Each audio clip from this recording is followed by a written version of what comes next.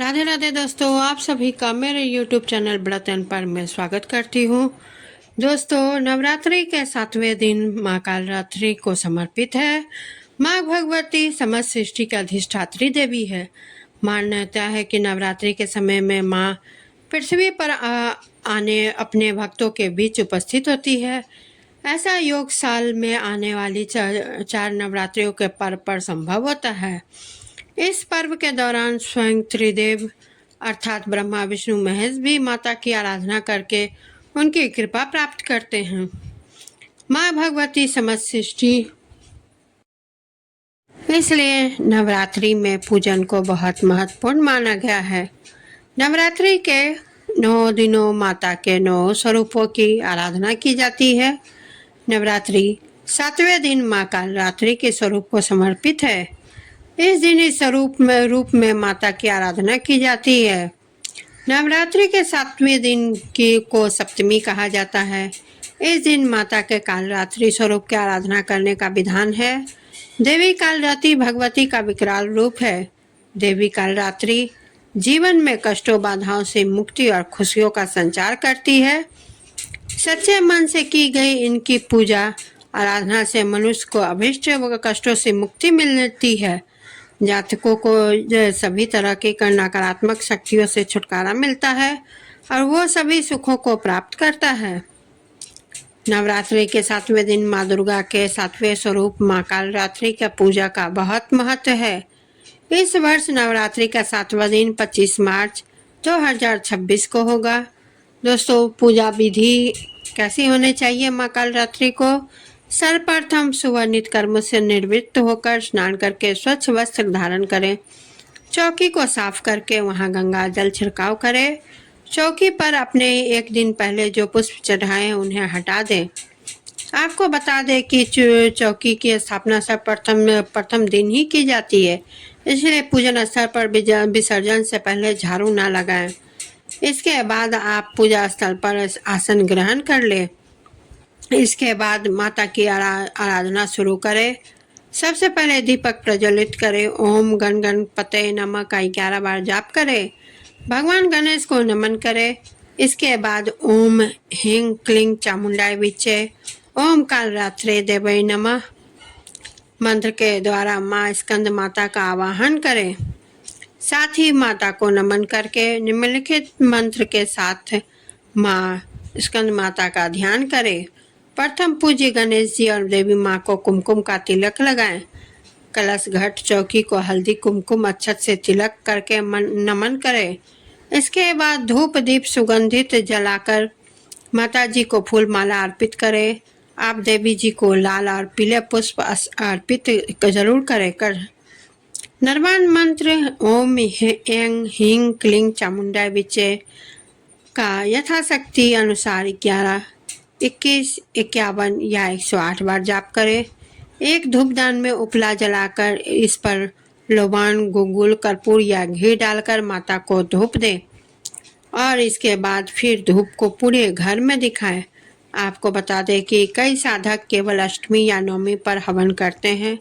कई साधक इस विधि से धूप जलाकर पूरे 9 दिनों तक माँ की साधना करते हैं। आप अपने घर की परंपरा या अपनी इच्छा अनुसार यह क्रिया कर सकते हैं। अब भोग के रूप में मिठाई या फल को माता को अर्पित करें। इसके बाद माँ स्कंद माता की आरती गाएं। माँ कालरात्रि का भोग क्या होना चाहिए दोस्तों, ये भी मैं आप सभी के साथ शेयर करती हूँ। 7वें दिन माँ कालरात्रि को गुड़ या मेवे से बनी चीज़ों का भोग लगाएं। इससे माँ को आपके ऊपर आने वाली सभी कष्टों से आपको दूर रखेगी। ऐसे में आप गुड़ और मेवे से बने लड्डू का भोग लगा सकते हैं। लड्डू बनाने के लिए मेवे को बारीक काट ले और देसी घी में भून ले। इसके बाद गुड़ को कढ़ाई में डालें और पिघलने पर के उसमें कटे हुए मेवे डालकर हल्का ठंडा होने दें। वो ठंडा होने के बाद इसके लड्डू बना ले और माता रानी को भोग लगाएं। पौराणिक कथाओं के अनुसार माँ कालरात्रि की कथा इस प्रकार है।